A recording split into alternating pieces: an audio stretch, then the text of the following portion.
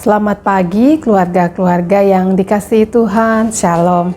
Berjumpa kembali dalam Inspirasi Sabda bagi Keluarga. Hari ini Jumat tanggal 22 Januari tahun 2021. Bacaan Injil diambil dari Markus bab 3 ayat 13 sampai dengan 19.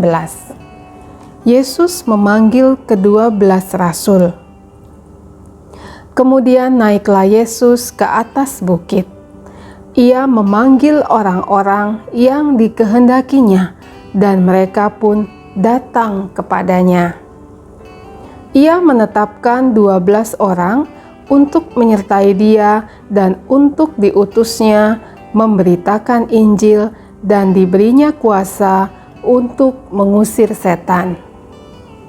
Ke-12 orang yang ditetapkannya itu ialah Simon yang diberinya nama Petrus, Yakobus anak Zebedeus, dan Yohanes saudara Yakobus, yang keduanya diberinya nama Boanerges, yang berarti anak-anak guru. Selanjutnya Andreas, Filipus, Bartolomeus, Matius, Thomas, Yakobus, anak Alfeus, Tadeus, Simon anak Zelot, dan Yudas Iskariot yang mengkhianati dia. Demikianlah Injil Tuhan. Terpujilah Kristus. Saudara-saudari terkasih, bacaan Injil hari ini mengisahkan Yesus memilih 12 orang menjadi para rasul yang selanjutnya bersama-sama dengan dia untuk memberitakan Injil atau kabar baik bagi orang lain.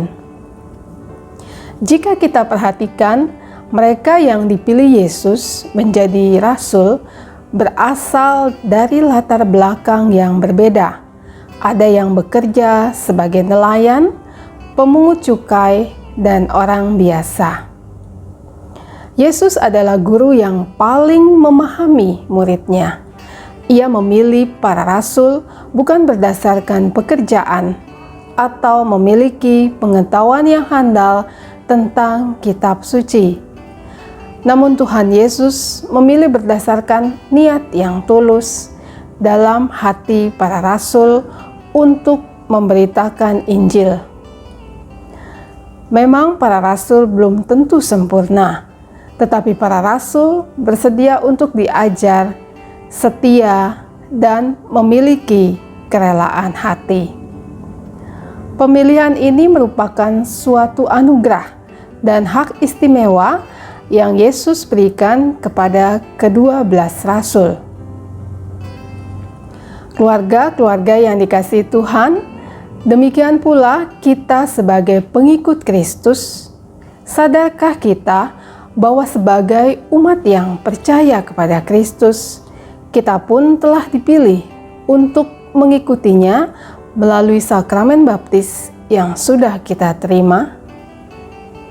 Melalui sakramen baptis, kita dimateraikan secara rohani yang tak terhapuskan sebagai bagian dari Kristus untuk hidup di bawah bimbingan Roh Kudus dan memiliki kesanggupan untuk bertumbuh dalam kebaikan. Dalam menjalankan peran sebagai pengikut Kristus, kita diutus untuk mewartakan kabar baik. Tugas perutusan ini Yesus berikan kepada kita dan diingatkan kembali melalui misa Ekaristi yang pastor berikan setelah berkat penutup dengan ucapan, "Pergilah, kita diutus." Lalu, bagaimanakah kita menanggapi tugas perutusan ini? Menerima perutusan ini tentunya harus ada kesediaan dari diri sendiri, melakukannya penuh tanggung jawab, sehingga apa yang kita ucapkan sesuai dengan yang kita perbuat. Adanya keterbukaan dan kesediaan untuk mendengarkan, saling belajar ke arah yang lebih baik dan mau dibentuk sesuai rencana Tuhan. Bagi kita manusia yang tak luput dari dosa, tentu bukanlah tugas yang mudah. Banyak tantangan yang dihadapi, kadang khawatir, kecewa, menganggap diri kurang mampu, bahkan menjalankan tugas setengah hati karena mementingkan tugas lain yang lebih nyata hasilnya, atau mungkin ada pergumulan lain dengan keluarga karena dianggap menyita waktu. Namun haruskah kita menyerah? Apakah yang kita perlukan?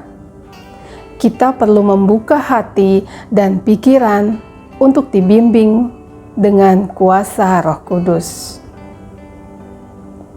Mengucap syukur atas anugerah yang Tuhan berikan, mau merendahkan hati di hadapan Tuhan. Kita mau Tuhan yang mengatur hidup kita dan mau bertobat atas kesalahan kita. Sehingga apa yang kita wartakan, buah-buah Roh juga turut hadir di hati kita. Sebagaimana Rasul Paulus katakan kepada umat di Galatia, yaitu kasih, sukacita, damai sejahtera, kesabaran, kemurahan, kebaikan, kesetiaan, kelemah lembutan, dan penguasaan diri. Tuhan Yesus memberkati.